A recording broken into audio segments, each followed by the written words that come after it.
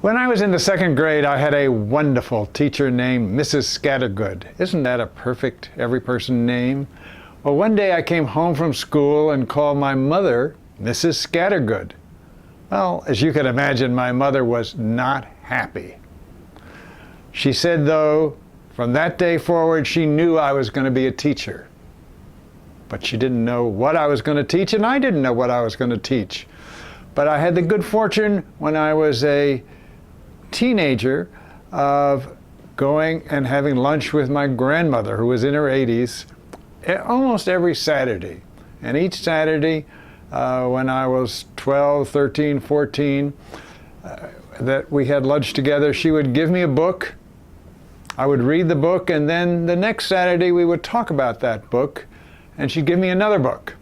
Well, one day she gave me the biography of Justice Louis Brandeis, who became one of my great heroes. And he was a defender of the public, defender of the poor, defender of justice. And I knew from reading that book that what I wanted to do was to be a law teacher. And I had the good fortune to do just that. After law school, I was a law clerk for a famous judge, Judge Leonard Hand. And then I went to practice law shortly, then went into the State Department in the administrations of John F. Kennedy and Lyndon Johnson. And then Stanford offered me a job to teach at the law school starting in 1965. And I came out to Stanford, and I had loved my course in contracts law, so I said that was one of the courses I wanted to teach. And I had also been working in the State Department and gathered a lot of materials about international law, although I had never taken a course in international law. So I said, well, I could teach international law too using the materials I had. And off I went. Well, it didn't take me very long to realize that I didn't know anything about teaching. I knew about being a student, but I didn't know how to be a good teacher.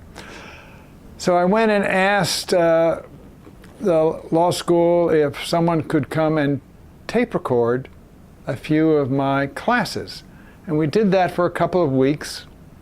And then I sat down and looked at the tapes, and I was horrified. They were terrible. I was stilted and inarticulate. All the things that I indeed had been worried about were exactly true.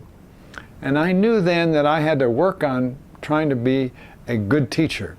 But there really wasn't a course I could take or materials I could use. Well, over time, I met with groups of students to ask them what they thought would help them learn more, get more excited about their materials. And over time, I think I probably did become a better teacher.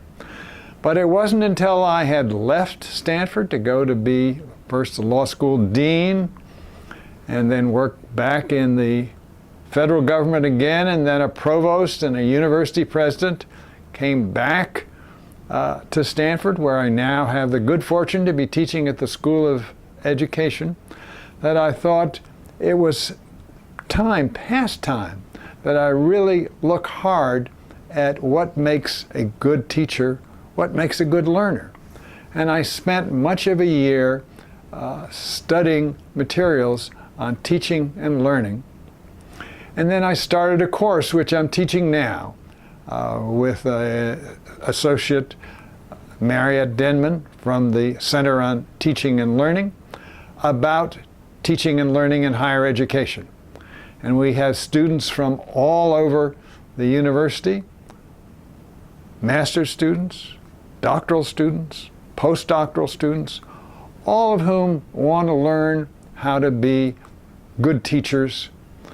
And it's a wonderful experience for me, because now I do think, using the research that has gone on over the last several decades, it is possible to be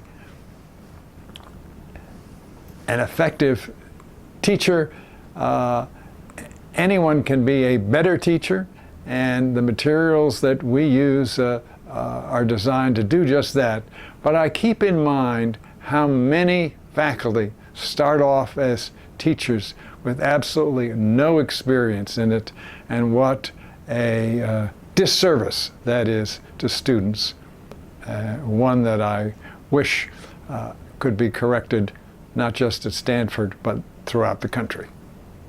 Here's what we do in this course. First, we ask our students to watch a video of a master teacher. Last year we did one who taught music at Yale, and none of our students were particularly expert in music, but they watched this teacher and they watched how he was able to connect with his students, to engage them, to gain their enthusiasm, and then the process of learning begins. Each of the students in the class finds a master teacher in her or his subject that they're particularly interested in, goes to several classes taught by that master teacher, interviews the master teacher about the story that that teacher is trying to convey in the classes that she or he is teaching, then interviews some students in the class, and each time writes up a reflection about the teacher, about the students, about the course. Then those who want to design a module of a syllabus that they might teach themselves. They do it around what we call a big idea, and they work backwards. That may sound strange, but it's exactly the right way to learn to teach. You start with what it is you want your students to know and work backwards until you can figure out what's the best way to begin in order to be sure you're going to end with your students actually knowing. So you have to work through what kinds of outcomes do you want to achieve? What is going to be the evidence that students are learning along the way? How can you make it, insofar as you possibly can, what I call a low stakes, high yield? Students don't feel tense when they're doing their practice teaching, but instead they're communicating in ways that students not only will understand, not only will absorb, but will be able to use in fields that are not just exactly the same as the one they happen to be teaching. In other words, that the material can be transferred to another area, and the students will have use of the learning in that other area as well as in the one that they taught.